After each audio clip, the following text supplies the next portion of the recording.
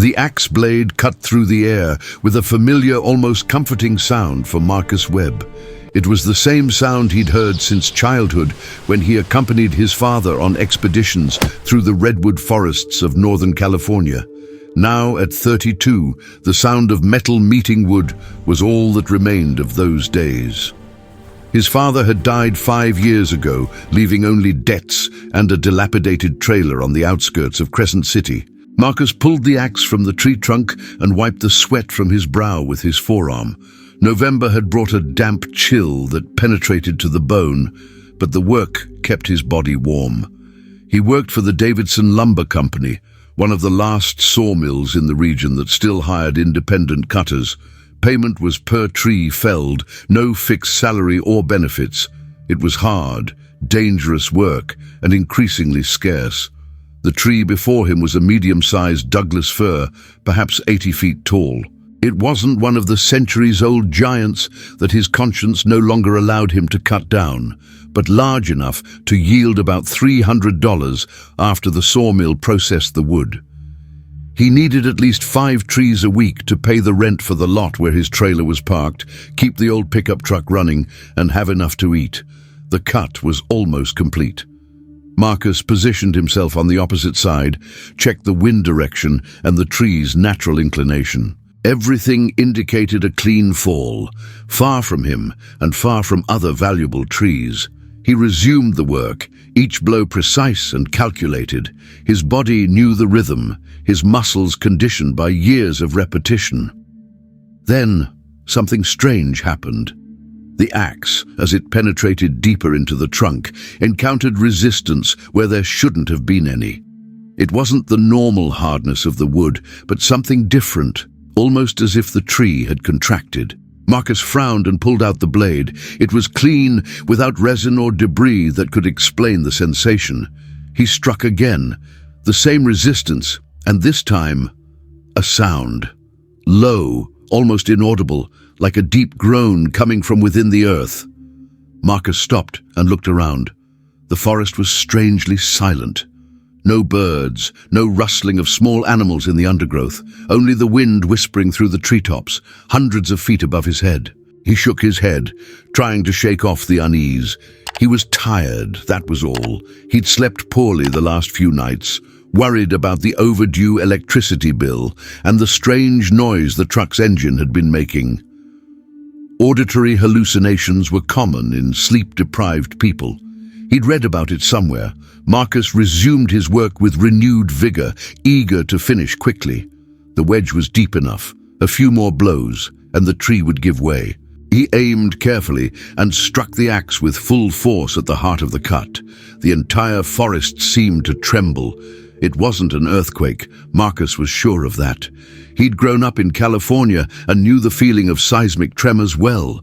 This was different, as if an invisible wave had swept across the earth, emanating precisely from the point where his axe had struck the tree. The leaves in the treetops rustled violently, even though there was no wind. Birds burst into flight from places Marcus didn't know were occupied, their cries echoing through the vast green expanse. And then, absolute silence. Marcus dropped the axe, which fell to the ground with a dull thud. His heart pounded, a primal fear gripping him. Something was wrong, deeply wrong. He took a step back, then another, his eyes fixed on the wounded tree in front of him. The bark around the cut began to darken, not with the normal oxidation of sap exposed to air, but with an almost black hue that spread like ink on water. Dark veins creeped up the trunk, rising and falling, forming patterns that seemed almost intentional. Marcus turned and ran. He didn't know where he was going, only that he needed to get away from that place. His heavy boots crushed the carpet of pine needles and ferns as he dodged trees and jumped over fallen logs. His backpack with his tools and the water jug banged against his back, but he didn't slow down. He only stopped when his lungs burned so intensely that he could no longer draw in air. He leaned against a tree, bending over as he tried to catch his breath. When he finally managed to lift his head and look around, he realized he didn't recognize where he was. That was impossible. Marcus knew that forest like the back of his hand. He had grown up exploring every trail, every clearing, every stream, but the trees around him were different, denser, older.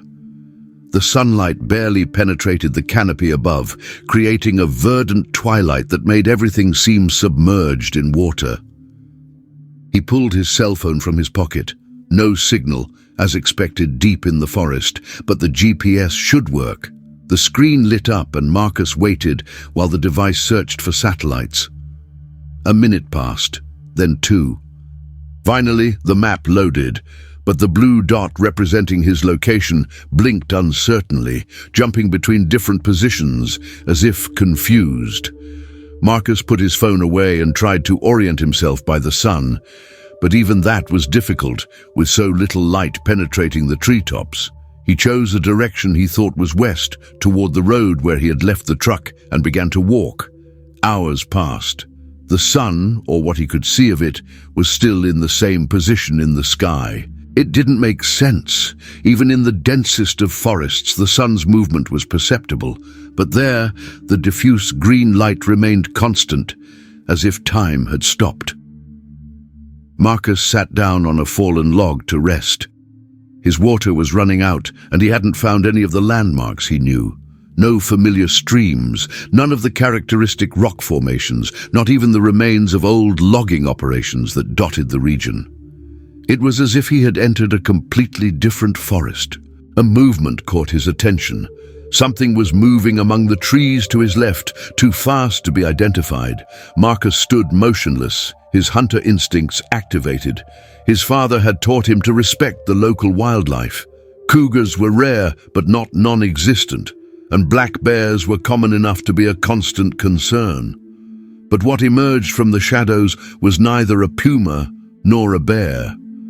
It was a deer, but unlike any Marcus had ever seen. Its antlers weren't the usual bleached bone color, but had a greenish hue, as if covered in living moss. Tiny plants actually grew between the tips, wildflowers that swayed gently as the animal moved. Its eyes, when they met Marcus's, gleamed with a disturbing intelligence. The deer watched him for a long moment, then turned its head in a specific direction and made a low sound, almost like a call. It looked at Marcus again, as if expecting the man to understand, and then disappeared into the forest. Marcus stood there, his brain trying to process what he had just seen. He didn't believe in supernatural things. He was a practical man, shaped by a life of hard work and harsh reality. But he wasn't a fool either.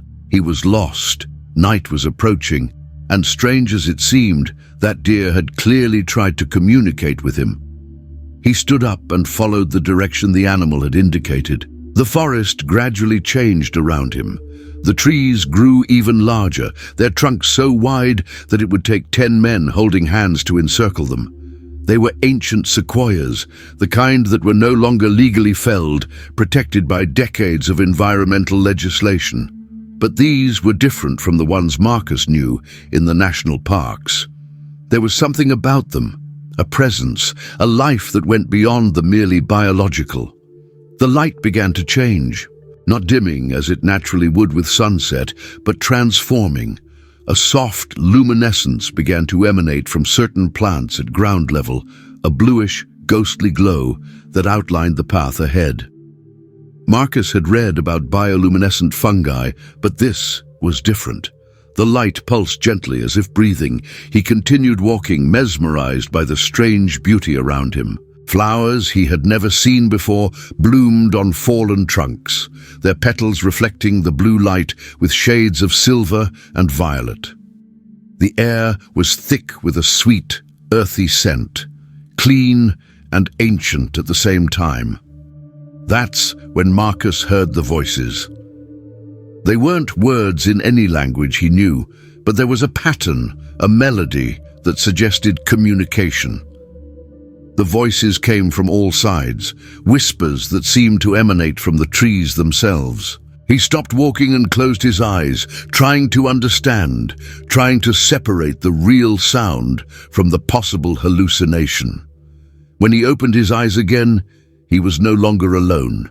Figures surrounded him, emerging from the shadows among the trees. At first glance, Marcus thought they were people, but his brain quickly corrected that assessment. They were humanoids, yes, but constructed of wood, leaves, and moss. Some were tall and slender like young birch trees, others short and robust like old oaks. Their faces were hints of human features, knots of wood forming eyes, cracks in the bark creating mouths. Marcus should have been terrified. He should have been running, screaming, trying to escape, but something about the presence of these creatures emanated calm, a profound peace that soothed his fears.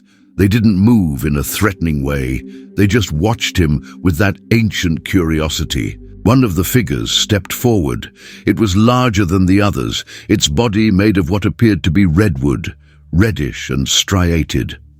Branches grew from its shoulders like a living cloak covered in bright green leaves. When it spoke, Marcus heard the words, not with his ears but directly in his mind. "You wounded the sentinel tree." It wasn't an accusation, just a statement of fact. Marcus swallowed hard and found his voice, though it sounded hoarse and weak even to his own ears. I didn't know. I was just working. I need to cut down trees to survive." The creature tilted its head, a movement that somehow conveyed both understanding and sadness. "We know of your need. We feel the hunger of your world, the thirst for growth that devours everything. But there are balances that cannot be broken, limits that should not be crossed." Marcus looked around at the other figures. They remained motionless, their wooden eyes fixed on him. "What are you?" he asked, the question slipping out before he could think it over. "We are the guardians, the ancients, those who came before and will remain after. We are the forest, and the forest is us. We exist where the line between plant and thought dissolves." "That's impossible," Marcus murmured, even though the evidence was right in front of him. The guardian made a sound that could have been a laugh, or perhaps the wind rustling through dry leaves. "Your world has forgotten that impossible is just another word for misunderstood. There was a time when all humans knew of our existence, when you walked cautiously through the ancient forests and asked permission before taking any green life. But your species' memory is short, and the allure of metal and concrete is strong." Marcus felt his legs weaken and sat down on the moss-covered ground. "What do you want from me?" "We want nothing, but the forest has chosen you, Marcus Webb." The use of his full name made him shudder. "When you wounded the sentinel tree, you crossed a threshold. You touched one of the nodes in the network that keeps this place hidden from your world. And now you must choose." "What to choose?" The guardian extended what would be his hand, thin branches intertwined to form fingers. "You can return to your world, to your trailer and your debts, to the job that destroys your soul as much as the forest. We will heal you, sentinel tree, and you will forget all this like a strange dream. Or, Marcus asked, although part of him already knew the answer. "Or you can stay. You can learn what it truly means to be in balance with the forest, not as a predator or parasite, but as part of the whole. There is much work to be done, Marcus Webb. The boundary between your world and ours is weakening. More ancient trees fall each year. More of the fabric that shelters us is torn. We need bridges, humans who understand both worlds." Marcus looked at his hands, calloused and marked by years of hard work. "And what would I do? I'm just a tree cutter. I have no education, no special skills. You know trees in a way that few others do. You study them before cutting them down. You understand their growth, their strength, their individuality. This knowledge can be transformed. You can become a guardian instead of a predator, a healer instead of a destroyer." It was madness. It was all completely insane. Marcus should have been denying it, laughing, searching for the hidden camera prank from some crazy television show. But as he looked around at that impossible world of bioluminescent beauty and living wooden creatures, he felt something he hadn't felt in years: hope. His trailer wasn't a home, it was just a place where he slept between grueling shifts.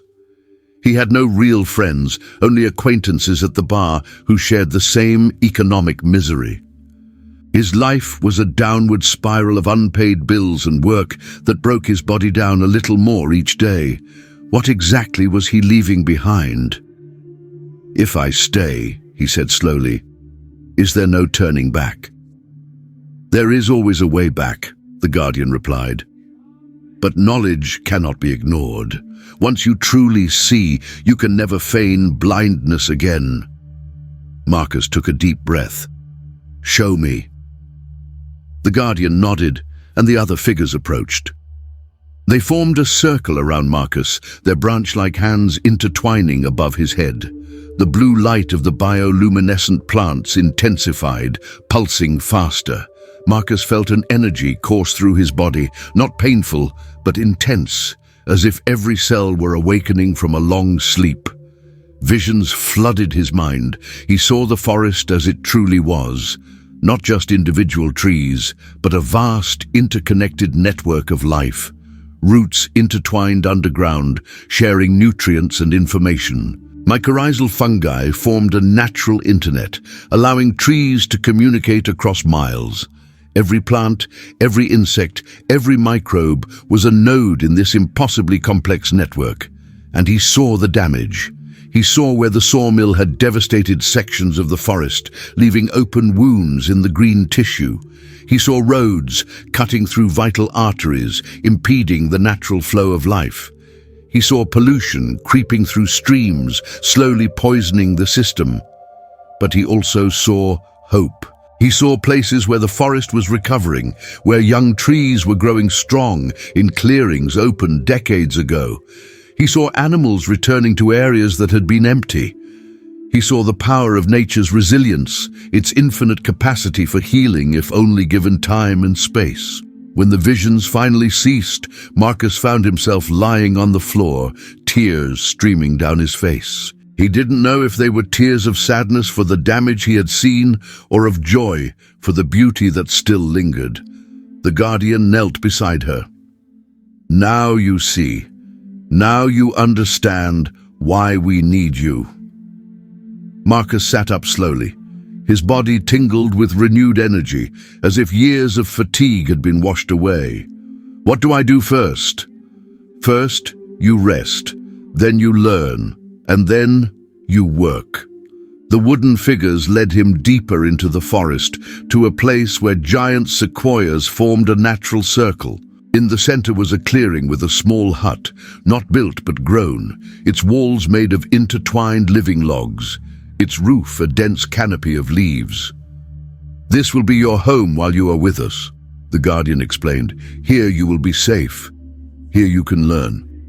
Inside the cabin, Marcus found an elegant simplicity, a bed of dry moss and leaves that was surprisingly comfortable, a table and chair grown from the very ground.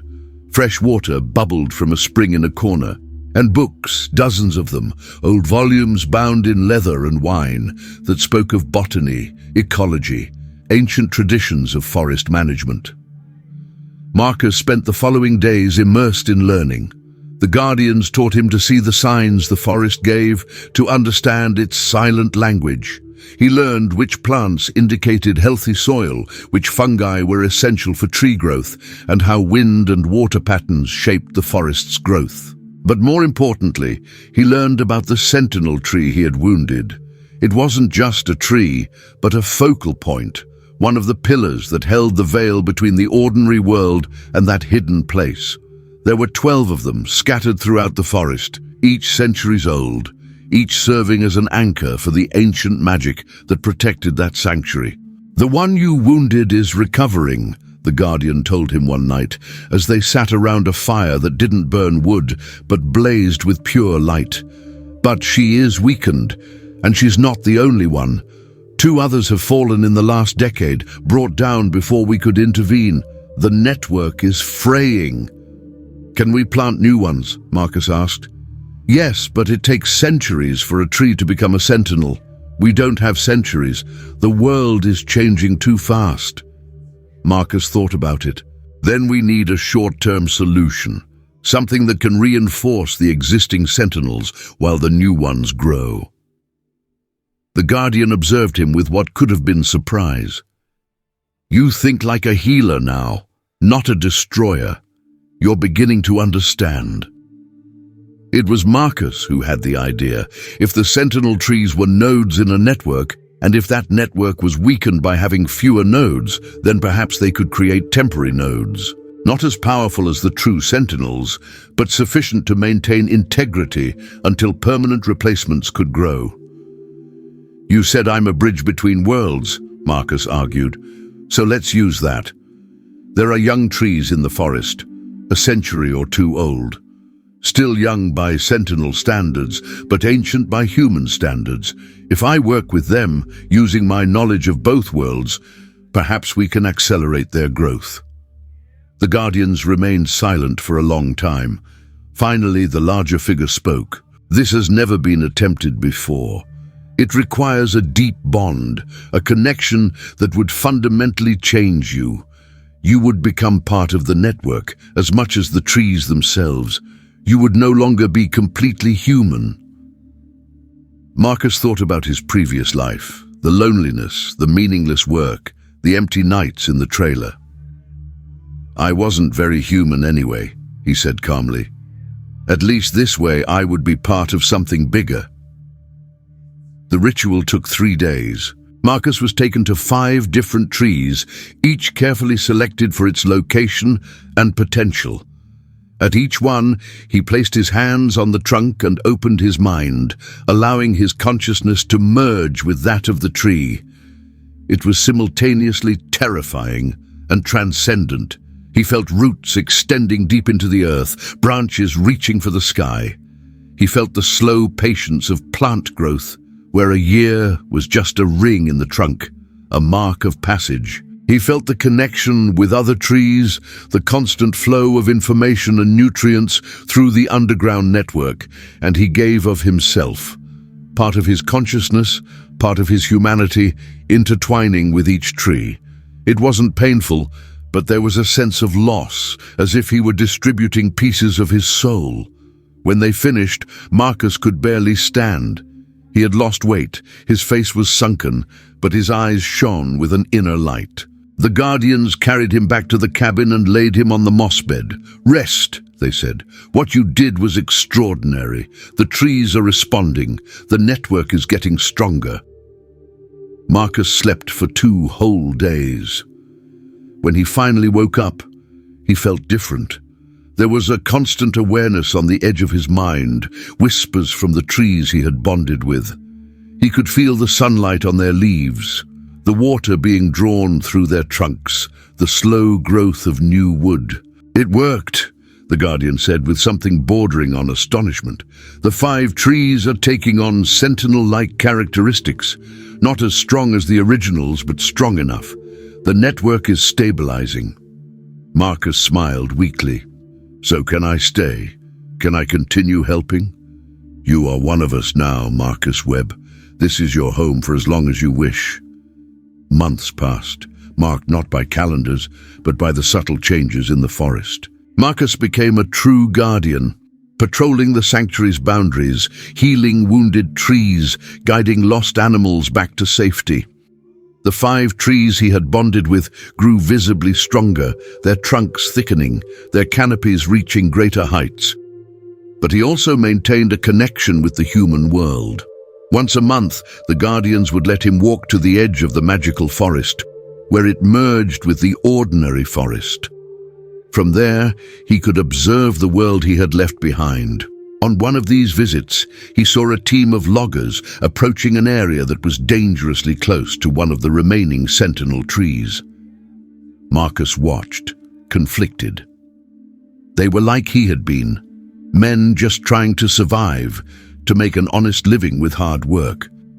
But if they got too close, if they harmed the sentinel, he couldn't let that happen. Marcus returned to the edge the next day, before the loggers arrived. He waited until he saw the team leader, a middle-aged man with a face hardened by time and work. Carefully, Marcus made himself visible in the line of trees. The man saw him and frowned. "Hey, are you lost, man? This is private property." "I know," Marcus said, his voice hoarse from months of little use. "I used to work for Davidson. I know these forests better than anyone." The man relaxed a little. "Really? I'm Jake Torres, the team supervisor.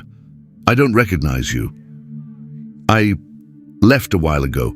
Marcus chose his words carefully. "Look, I know you have work to do, but there's a section over there near the old sequoias. You can't cut there." Jake sighed. "I've been through this 1,000,000 times. We checked all the environmental regulations. We're not touching the protected trees, just the smaller ones around them." "It's not about regulations," Marcus said urgently. "It's about... There's something special about that place. Hard to explain. But if you cut there, something will break. Something important." Jake observed him skeptically. "Are you one of those environmentalists? Because if you are, I need to tell you that we have all the necessary permits. I'm not going to lose my job over some tree activist." Marcus took a deep breath. He couldn't explain the truth. No one would believe him. But perhaps there was another way. "Give me 10 minutes of your time, just 10 minutes. Let me show you something." There was something about Marcus's intensity, the sincerity in his eyes, that made Jake pause. 10 minutes, he finally agreed, but it better be worth it. Marcus guided him into the forest, not to the hidden sanctuary, but close enough. He led Jake to a clearing where a young tree grew, a Douglas fir not unlike the one Marcus had tried to cut down months before. "Put your hand on the trunk," Marcus said. "What? Why?" "Just trust me." Jake, with an expression that said he found it completely ridiculous, placed his hand on the rough bark. Marcus placed his own hand beside it and closed his eyes, reaching for the connection that now came so naturally. He couldn't give Jake the complete experience, but perhaps a glimpse. Jake gasped. For a brief moment he felt life pulsing beneath his palm, the vast network stretching in every direction, the ancient and conscious presence of the forest. It was only a second, maybe two, but enough. He pulled his hand back as if he'd been burned. "What the hell was that?" "The truth," Marcus said simply. "The forest is alive in a way that goes beyond biology, and that section you're planning to cut down, it's at the heart of it all. Cut there and you won't just be destroying trees, you'll be hurting something sentient." Jake was pale. "That's impossible. Trees aren't... They don't think. Not in the way we think, but they are conscious in their own way. And this particular forest, this section, it's special. There are trees here that are over 1,000 years old. They saw America before it was America. They have memories, Jake, memories in the wood and in the roots." The supervisor remained silent for a long time. Finally he spoke, his voice low. "I can't just cancel the job. The company will want to know why. They'll laugh at me if I say I felt something strange in a tree." Marcus thought quickly. What if you found a legitimate reason? An endangered species, perhaps, or instability in the soil that could cause landslides? Jake gave him a sharp look. "Are you asking me to lie?" "No," Marcus said firmly. "I'm asking you to look more closely. Really look. I bet if you do a proper survey of that area, you'll find legitimate reasons not to cut. Davidson always rushes appraisals to save money, but if you insist on doing it right..." Jake rubbed his face with his hands. "Man, this could cost me my job. Or it could save you from something worse," Marcus replied. "Just think about how you felt. That was real. And if you hurt yourself like that, you'll carry it with you for the rest of your life. I know. I carried it." There was a long silence. Finally, Jake nodded slowly and reluctantly. I'll have one of the company's biologists do a full assessment before we start cutting. No promises, but I'll check. That's all I'm asking, Marcus said, feeling a weight lift from his shoulders. Jake started to walk away, then stopped and looked back. You seem different, man. I can't explain it, but there's something changed about you. Marcus smiled slightly. The forest changes everyone if you let it. He watched Jake disappear among the trees, then returned to the sanctuary. The guardians awaited him in the clearing, their wooden forms as motionless as ever. You risked a lot, the guardian leader said, showing an ordinary human what you showed. He needed to understand, Marcus replied. And it worked. He'll check it out. Maybe he'll find a reason to stop the cutting, maybe not, but at least he'll look at it differently now. You can't save the forest one tree at a time, Marcus Webb. No, Marcus agreed, but I can save one person at a time, and each person who understands, who truly sees, is a seed planted. Eventually, those seeds grow. The guardian made a sound that could have been a laugh. You're starting to think like a tree, patience, slow growth, long-term perspective. I learned from the best. In the following weeks, Marcus continued his work at the sanctuary. He cared for the young trees, monitored the health of the sentinels, and guided injured animals to safety. But he also began making more frequent visits to the edge, observing the human world, looking for opportunities to make a difference. Jake's team didn't return to that area. Marcus eventually learned, through whispers in the forest and birds flying between worlds, that they had found a nest of bald eagles, a protected species. The logging operation had been indefinitely cancelled. A small victory, but a victory nonetheless. Months turned into years.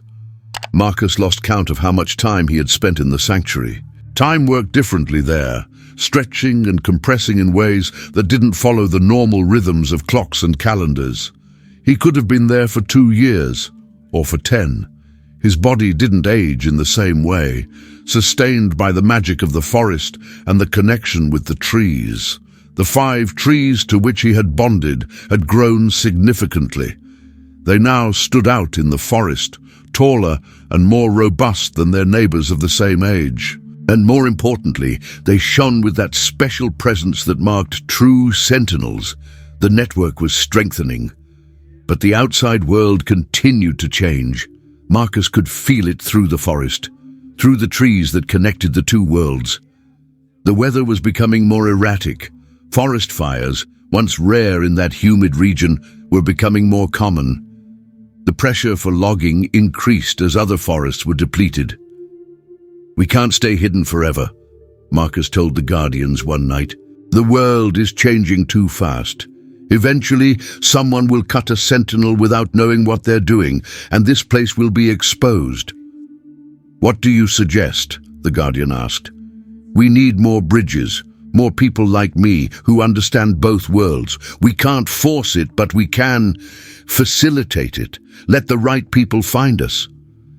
And how would we know who the right people are? Marcus thought about Jake, about how the man had reacted to the brief glimpse of the truth.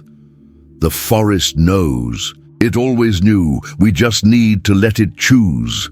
That's how it began. Marcus worked with the Guardians to subtly weaken the veil at certain points, not enough to expose the sanctuary completely, but enough so that certain people, those with the right sensitivity, could sense that there was something more. A forest ranger named Sarah, who patrolled the boundaries of the protected forest, began to notice strange patterns. Trees growing in unusual formations, animals behaving in ways that suggested intelligence beyond instinct. She began to spend more time in the forest, observing, learning. One day she found Marcus on the edge. He didn't hide. You're real, she said, her eyes wide. I thought I was imagining things. I caught a glimpse of you a few times, but you always disappeared. I'm real, Marcus confirmed, and you've been looking for answers. I can show you some, if you're ready. Sarah didn't hesitate. Show me. Marcus led her to the sanctuary, to the luminescent trees and the wooden guardians. He watched as she processed the impossible, saw the exact moment when her worldview expanded to accommodate this new reality. This is extraordinary," she whispered, tears streaming down her face. "I always knew there was something more. I always felt it." "The forest chose you," Marcus said, "just like it chose me. You don't have to end up like I did, but you can help. You can be another bridge." Sarah became the second. Over the following years, there were others. A biologist studying mycorrhizal networks who was beginning to suspect there was more communication happening than science could explain. A Native American woman whose ancestors had known that place before it was forgotten. A nature photographer capturing images of things that shouldn't exist. Each one was chosen by the forest. Each one brought their own skills and perspectives. Together they formed their own network, human yet connected to the green, working to protect not only that sanctuary, but forests everywhere.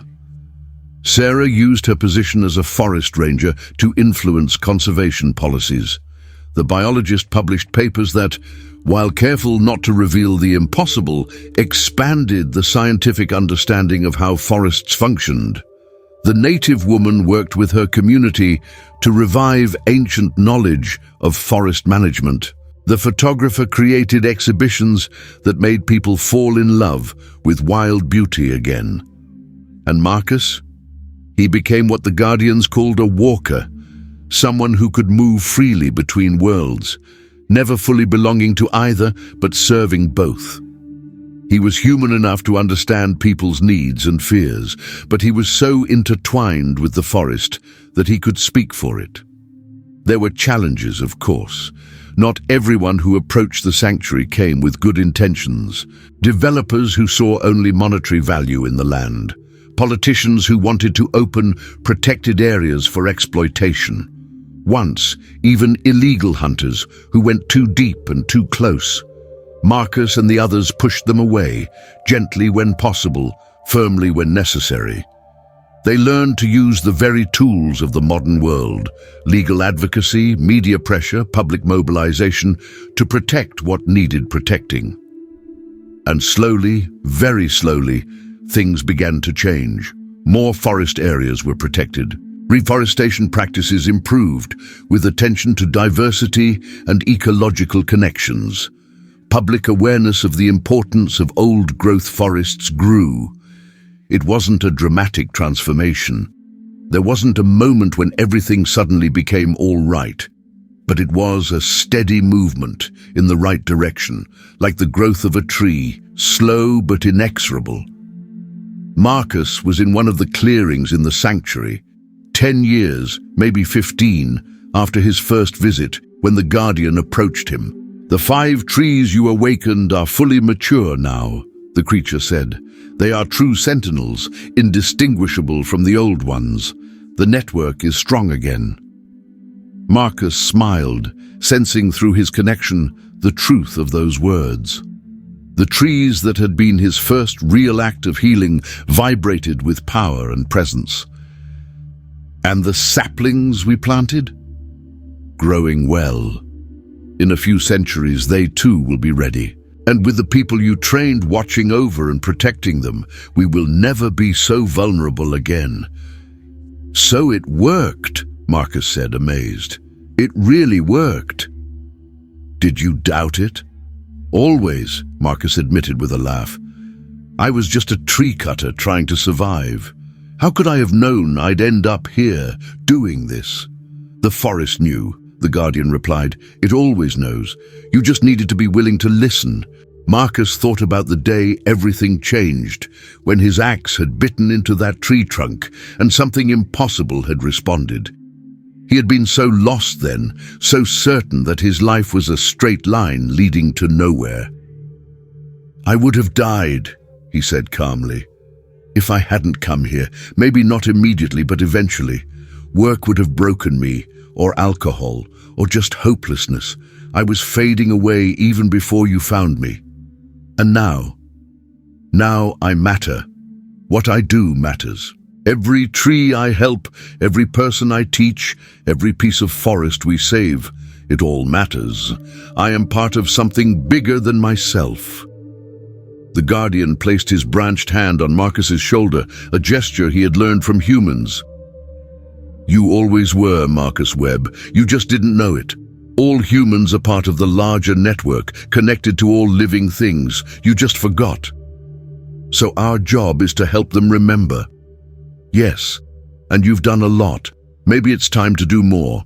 Marcus looked at the guardian, curious. "What do you mean?"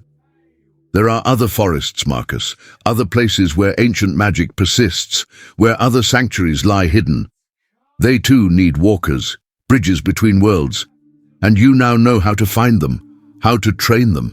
The idea was both exciting and terrifying, to leave the place that had become his home, to explore the unknown again. But Marcus thought of all the forests that were disappearing, all the old connections being severed. If only he could help preserve even some of those places, create more points of resistance against the tide of destruction. "When do I leave?" he asked. "When you're ready, and you'll always have a home here. You'll always have a place to return to." Marcus spent the following months preparing. He trained Sarah and the others more thoroughly, ensuring they could continue the work without him. He strengthened his connections with the 5 sentinels he had awakened so that he could sense them no matter how far he traveled. He relearned how to walk in the human world, how to blend in, how to appear normal while carrying the extraordinary within him. The night before he left, he stood in the central clearing, gazing at the stars visible through the treetops. The guardians gathered around him, more than he had ever seen in one place. They came from all parts of the sanctuary to bid him farewell. "You changed the course of the river," one of them said. "When you arrived, we were destined to eventually disappear. Now we have a chance." "More than a chance," another added. "We have hope, and hope is a powerful seed." The guardian leader was the last to speak. "You came to us wounded, Marcus Webb. Wounded in body by poverty and hard labor, wounded in soul by lack of purpose. We healed you, but you also healed us. You reminded us that humans can be more than destroyers. They can be partners." Marcus felt tears welling in his eyes. "You gave me a life worth living. There's no way to thank you enough for that. So don't just express gratitude with words. Express gratitude by living this life fully, helping others find what you have found. Spread the seeds, Marcus. Let the forest grow through you." The following morning, Marcus walked to the edge of the sanctuary. He was dressed in ordinary clothes, carrying a backpack with a few belongings. He looked like any other hiker. But within him he carried the green, the connection, the wisdom of the ancient trees. He looked back one last time, seeing the forest, not just with human eyes, but with his entire expanded perception. He saw the web of life, the network of light and growth, the slow, steady pulse of something ancient and powerful, his home, his heart. But there was also a whole world out there, forests waiting, people needing to find their way. Marcus smiled and turned to the road ahead. He didn't know exactly where he was going. He would let the forest guide him, as it had done from the beginning. There would be other hidden sanctuaries, other sentinels in need of protection, other people lost as he had been, searching for something more. And he would find them. One by one, tree by tree, forest by forest. Not because it was easy, but because it was necessary. Because it was the life for which he had been saved, the life he had chosen to live. Marcus Webb, who once cut down trees simply to survive, now walked to protect them. And in the process, he would protect himself and all those who still needed to learn that they too were part of the forest, part of the infinite web of life that connected all things. The road stretched before him, disappearing among the trees in the distance. He took the first step, then another. Behind him, the sanctuary glowed softly with its impossible light. Ahead, the whole world awaited. And Marcus smiled, because finally, after so much wasted time, he knew exactly who he was and what he was doing there. He was a wanderer, a bridge, a voice for those who could not speak. He was the answer the forest had given when he, desperate and broken, had unknowingly wounded an ancient tree. He was proof that destinies could change, that people could be transformed, that even on the edge of the abyss there was always a chance to find one's way back. The forest had changed his destiny that day, and now he would spend the rest of his long, strange life helping others find their own changes, their own connections, their own ways back home, because in the end, that's what it was all about. Not saving the world all at once, but reminding people one at a time that they had never been separate from it to begin with. The forest has always been there. It always would be. You just needed to be willing to listen.